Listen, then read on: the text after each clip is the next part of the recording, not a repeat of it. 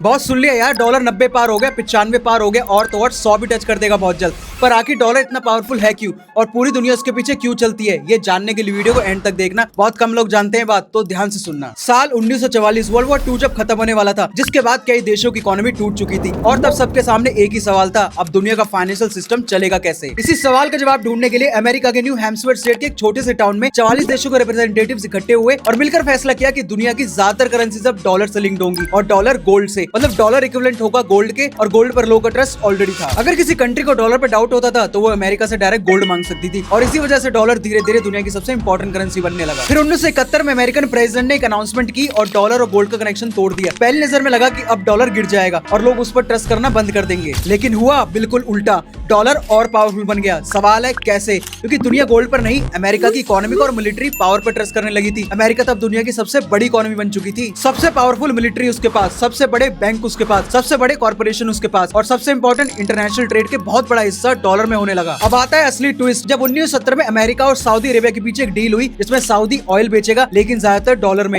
और क्योंकि ऑयल हर देश को चाहिए उसके लिए हर देश को डॉलर भी चाहिए। इंडिया हो या जापान या यूरोप, ऑयल इंपोर्ट करना है तो पहले डॉलर खरीदो। यही से डॉलर की ग्लोबल डिमांड परमानेंट हो गई। लेकिन कहानी यहाँ खत्म नहीं होती। दुनिया के सेंट्रल बैंक जैसे आरबीआई अपने रिजर्व का बड़ा हिस्सा डॉलर में रखते हैं। इसका मतलब डॉलर सिर्फ अमेरिका की करेंसी नहीं बल्कि दुनिया की डिफॉल्ट बिजनेस लैंग्वेज बन चुकी है, और जिसके पास दुनिया की डिफॉल्ट करेंसी हो उसके पास अलग ही पावर होती है। तो डॉलर की पावर सिर्फ कागज में नहीं है, उस पावर का नाम है ट्रस्ट, ट्रेड और ग्लोबल डिमांड। और जब तक दुनिया को डॉलर की जरूरत रहेगी, डॉलर पावरफुल रहेगा।